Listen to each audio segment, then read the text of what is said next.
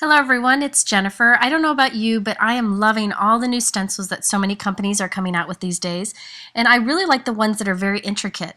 However, intricate stencils can sometimes be tricky to work with, so I played around and I found a few tips, and I'm going to go ahead and share those with you today. So we're going to create this card here. I used a stencil for those leaves in the background. In this video, I'm also going to give you a peek at the 7 new colors of inks and cardstocks from Simon Says Stamp. So at the end of the video, I'll do that. So hang tight for that. But let's first start with those intricate stencils. You can see the leaves in the background. This was done using the Leafy Branches stencil from Memory Box. This is so gorgeous and detailed. So after playing around a bit, I figured out what works best with these intricate stencils. I lay it face down onto a piece of scrap paper, then I take it outside and I give it a quick zap or spray of this Easy Tack repositionable adhesive. I like to do this kind of thing outside, but I just open the front door, give a quick spray and bring it back in, and the whole back side of the stencil ends up being kind of sticky like a Post-it note. And this is great for working with stencils, so I just put it in place and press it down. Now you can kind of wash this off or clean it off when you're done afterwards. I use some soapy water and that seemed to help. You can use maybe an alcohol swab or some kind of cleaner, but I'm going to leave that stick on the back because think about it, I'm just going to use this again. It's repositionable. I can put it in my stencil little pocket and keep it in there that way, and that way the stick will be there for when I need it in the future. And I really like this option, especially with these intricate intricate stencils. And I also plan to do this with all my stencils and see how it works. I think it'll be better when working with watercolors or things like that. Another trick that I found is helpful with these intricate stencils is to use lots of painter's tape. This stuff is inexpensive and it holds well, so what I can do is tape down any ends that are possible, and this will prevent the stencil from moving even more. So I feel like this is on here pretty good, so it's time to add my paste on top. I'm using Ferro, which is a little bit different than embossing paste. It's thicker and a little grittier, but it gives a great metallic look when done. Not a shiny metallic, but more of like a pewter look that is just beautiful. I'm using the silver. It comes in different colors, a lot of metallic colors. There's a gold too. I like the gold and silver because they're very soft, really soft colors. So now you see I am moving kind of slowly, putting this on because I want to make sure not to lift up any part of the stencil. And I move in the same direction pretty much the whole time. I'm using this tool to smooth it out. I want to make sure I get this nice and smooth because I think with these pastes, for me, I think it looks better when you have smooth results. But you could, give it some texture if you wanted to. I always try to scrape some of the extra off and put it back into my container. You end up using very little when you're doing this technique. Now with any kind of paste, and especially with Ferro, you want to make sure you clean off your work surfaces very quickly so it doesn't dry. So I wipe off my tool, make sure that lid is on good and tight right away, and then I take this stencil and I dunk it into a bowl of warm water, and then later I go back and clean it with some soap and water and it'll be perfectly fine. So there we have our Ferro put on. There are some little spots where it kind of pulled up. I'm just going to kind of flatten that with my finger once this is somewhat dry, just to make sure that it ends up nice and smooth. And I just love these results. It gives this great kind of pewter look to it. Now while this dries, I'm going to go ahead and do the background. You can see that French script in the background there. This is a large 6x6 stamp. I love these kind of stamps because you can stamp them horizontal or vertical on a card.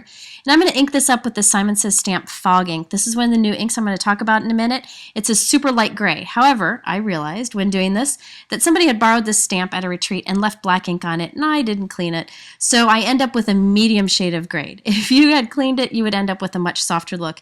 And of course, Simon Says Stamp inks slowly dry and lighten up a bit. So this will lighten a little bit, and you'll see the results later.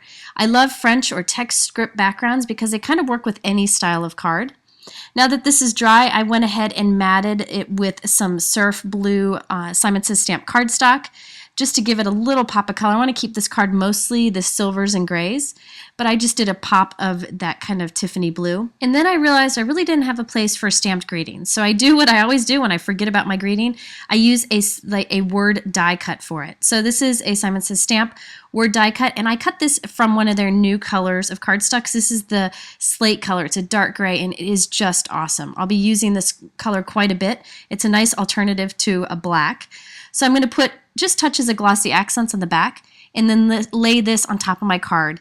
I'll just give it a few minutes to dry. I'll put something heavy on top of it to help it stay in place while it dries. You really don't need much glossy accents. A little does a lot of good, and it'll make sure that this stays put when you put this card in the mail.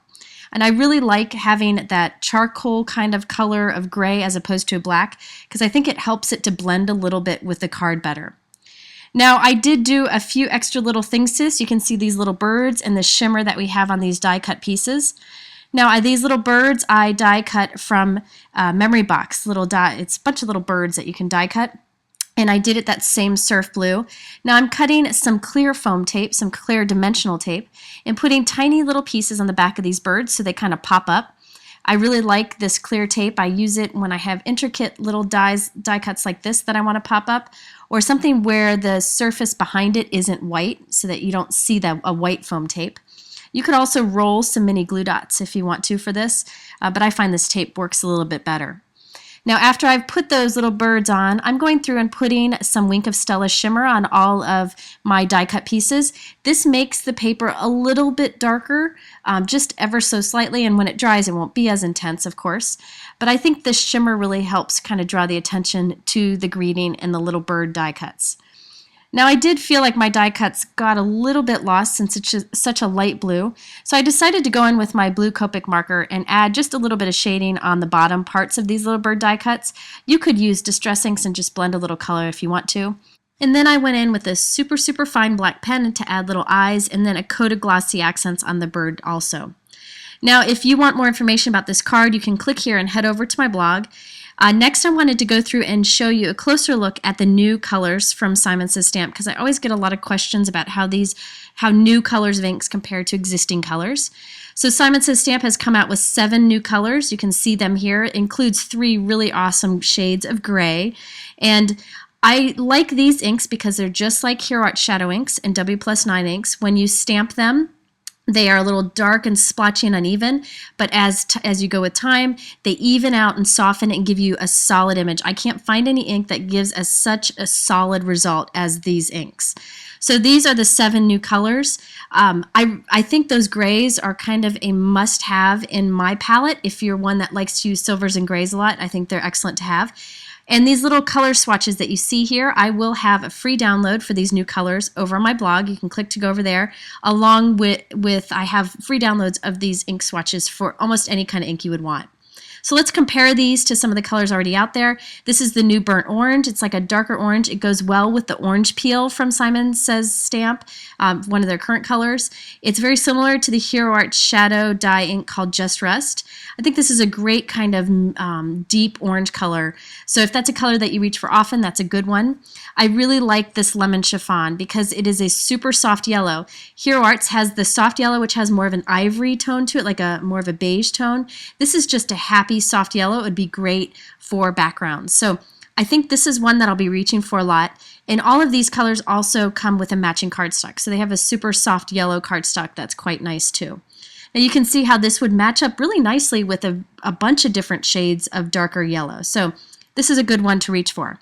Next up is Soft Navy. This is, as it says, a softer navy than most, and it has a little touch of teal tone to it. So you can see how it compares to the navy here. It's hard to see in the camera, but it does have a little more of a teal tone to it, kind of like the Nautical Blue Luxe Pigment ink. It's a nice, I think there's so many products coming out in navy right now that this is a nice one to have. It's just a softer version of a typical dark navy. Next up is purple. Purple seems to be a tough ink color to achieve a good color, but I really like this new lavender color from Simon Says Stamp. It's a softer version of the grape jelly from My Favorite Things. I think those would team up very nicely together. You can see that this is a very unique color. I don't have any others like it. I think it's a good one for middle of the road purple. Now, there are 3 shades of gray that are new to the Simon Says Stamp ink line. The first is the light one, which is Fog, and it is super light. You can see I have nothing similar to it. It's kind of a warm gray. I think this will be nice for subtle backgrounds, and I'll be using that one a lot. The middle color is Smoke, and you can see how it compares to the others I have here. It's similar to some of the other colors that I have, but has a little bit of a warmness to it, and I think it looks really good teamed up with the Hero Art Shadow Charcoal Gray. So you can see these would work well together also. The last one is the Slate Gray from Simon. This one has more of a blue tone to it, and again, it's very unique compared to the other grays that I have. So if you're somebody who likes grays or using silvers often, these 3 inks might be something that you would like. So there you have it, a closer look at the new colors from Simon Says Stamp and a card using some of these new colors. If you're interested in any of these products, you can look at the YouTube description. I have links there. And be sure to head over to my blog where I'll have much more information about this card and others. Thanks so much for stopping by.